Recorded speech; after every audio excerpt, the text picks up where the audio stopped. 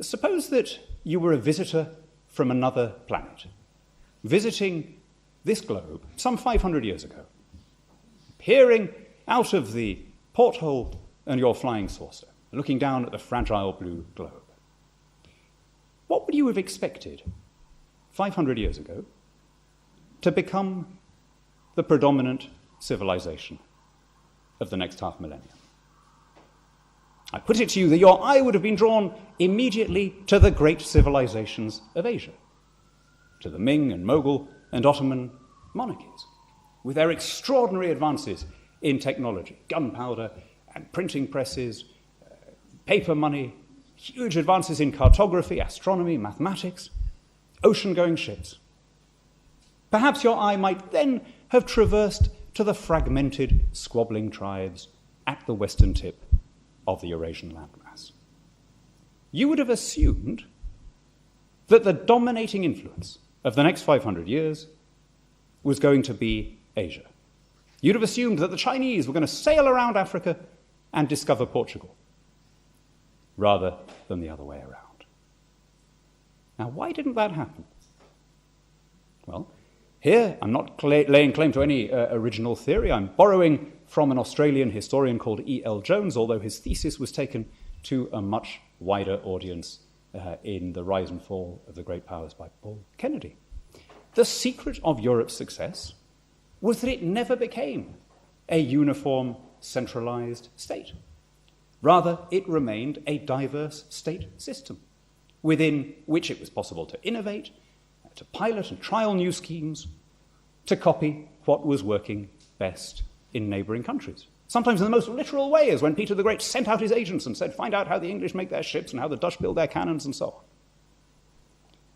on. Unlike the great civilizations of Asia, which became uniform, centralized, and highly taxed, Europe, because of its diversity, its variety, its pluralism, fostered a culture of adventurousness, of enterprise, of bold and spiritedness, of innovation.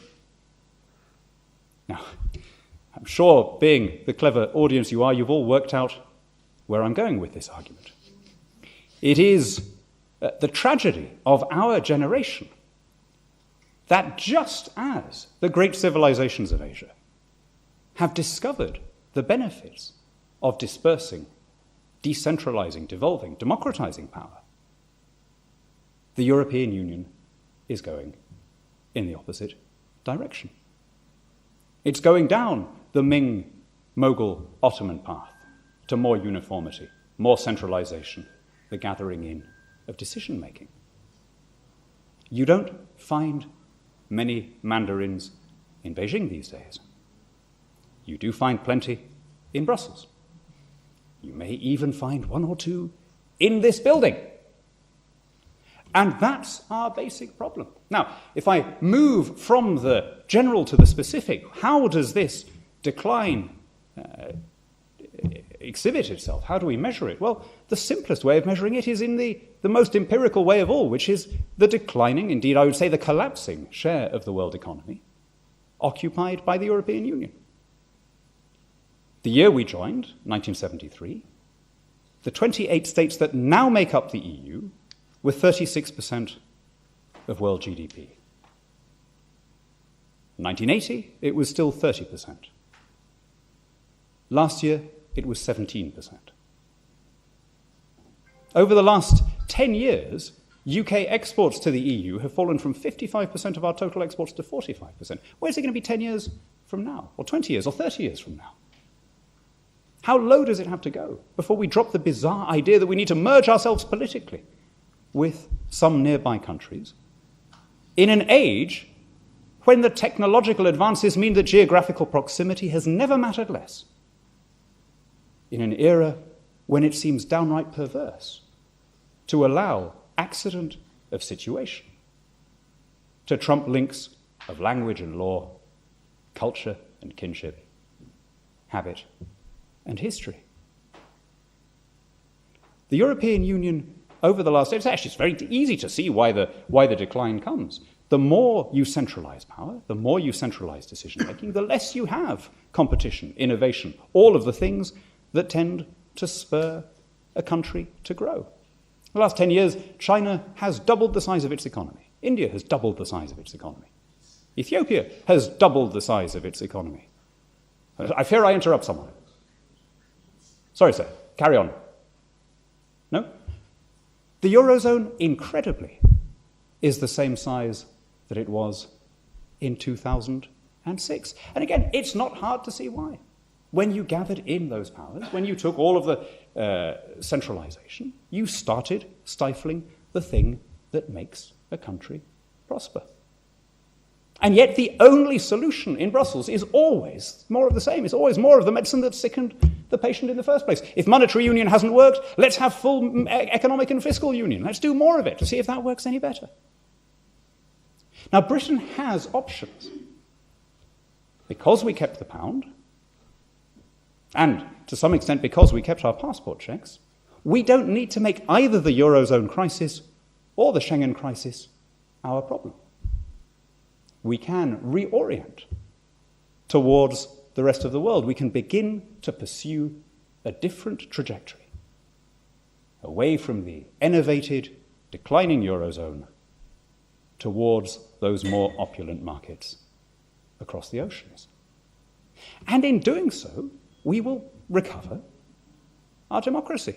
You know, we fought a civil war in this country to establish the principle that laws should not be passed nor taxes raised except by our own elected representatives.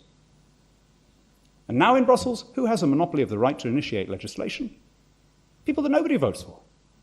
People, indeed, who often owe their position to having lost elections in their home countries. It's only when, like Neil Kinnock or Chris Patten or indeed now Jean-Claude Juncker, it's only when you've been expressly rejected by your voters that you are invited to come and legislate for them as a European Commissioner. Now, I put it to you, ladies and gentlemen, that making a criticism of that system doesn't make you anti-Europe. Right? If Britain were run this way, if we were administered by 28 British commissioners who, as a result of being immune to public opinion, invulnerable to the ballot box, had come out with such spectacular failures of public policy as the Euro, the CAP, the CFP, Schengen, and so on, I'd be against that too. I hope some of you would be. It wouldn't make you anti-British. It wouldn't make you Anglo-skeptics. It would make you Democrats. I suppose I should just deal with the argument, and then I'll hand over and let all the people who are champing at the bit and rolling their eyes and catching each other's eyes and pulling faces to show how clever they are as I speak. I'll let you all have your say in a moment. But let me just make one final point, which is that very often when you make this democratic argument, people will say, well, you're an MEP. Can't you have a more democratic federal system at supranational level? Well, I think that probably the best answer to that was given actually very close to here. Just on the other side of Waterloo Place was where Charles de Gaulle was based in the war. And he made a broadcast in 1942 in which he said, democracy and national sovereignty are the same thing. And what he meant by that is democracy needs to operate in a unit where people feel enough in common, one with another, to accept government from each other's hands. Now, when we first had people agitating for democracy, or at least in its modern incarnation in the 18th and 19th centuries, when we had those radical thinkers arguing for government of, by, and for the people, they found that they'd immediately raise the question, what people? In other words, within what unit is democracy to be played out? And the answer that they gave to that question was, in truth, the only possible answer.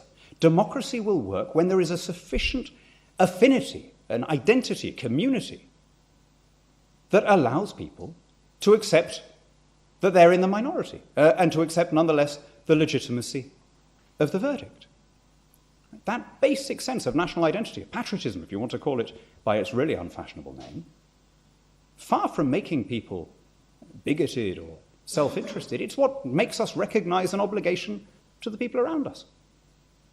It's why we pay taxes to support strangers.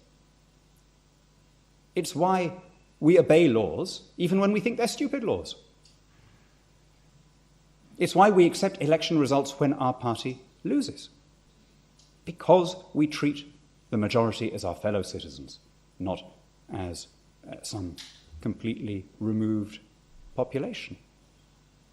Countries that have that sense are by and large countries in which democracy can take root. Countries which don't can very easily turn into Syria or Ukraine or any of these places where people just don't accept that they have that basic community of identity. Now, is it possible to fabricate such an identity at EU level? Well, again, it's always better to go on empirical data than on supposition. The clearest measurement that we have, the one absolutely clear datum out there, is turnout rates at European elections. The first European election was held in 1979. Despite compulsory voting in 2 member states and incentivized voting in a third, turnout was a disappointing 64%. It fell in 1984, fell again in 1989, reached a record low in 1994. And in 1999, the year that I was elected, well, I was elected in this country on a turnout of 24%. More people voted the following day in the eviction round of the then series of Channel 4's Big Brother than participated in the election that returned me to the European Parliament. You'd have thought it couldn't go any lower, but nope, 2004 there was another pan-European record low, 2009 yet another, and then 2014 the lowest ever. So we've already tested the theory that if you give the European institutions more power, then you'll attract a higher caliber of candidate and people will take it more seriously. We already have the facts in on that one. The more people have strengthened the Brussels institutions, the more voters have stayed away. And I think that the reason for this is the most obvious one. It's that very few people feel European in the same sense that somebody might feel Swedish or Hungarian or Portuguese. Sure, there are some people in Brussels who feel that way. There's a smattering of people in the member states who feel that way, but remarkably few. And that's why I want powers taken more closely to the people that they affect. And I'll close with this point. I don't want leaving the European Union to be an end in itself. I want it to be a beginning of a process of democratic renewal here, and I hope also on the continent. An end to this Ming, Mughal, Ottoman scheme of centralization. The beginning of proper devolution of power. I don't want to bring power back from Brussels and then leave it festering over there in Whitehall. I want to get it back and then pass it outwards and downwards to local government, or better yet, to individual citizens.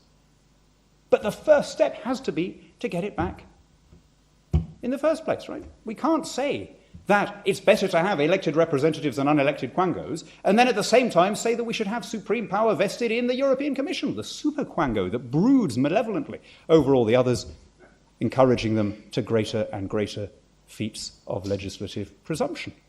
We can't say that we want decisions taken more closely to the people that they affect and then say that they should be taken in Brussels.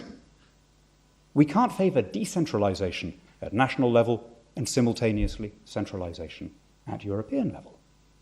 I hope that a vote to leave the European Union on the 23rd of June will be the beginning of that process of European renewal. I'll close with the words of Wilhelm Röpke, a great German economist, one of the first of his countrymen to see through the Nazi menace. And right at the beginning, in 1956, as it was just getting going, he said, "In antiquity, Montesquieu wrote of Europe as a nation des nations. Strabo described Europe as many circles. Decentralization is of the essence of the spirit of Europe. To try to weld Europe into a single block is a betrayal of Europe and the European patrimony, and a betrayal made all the worse for being carried out in Europe's name."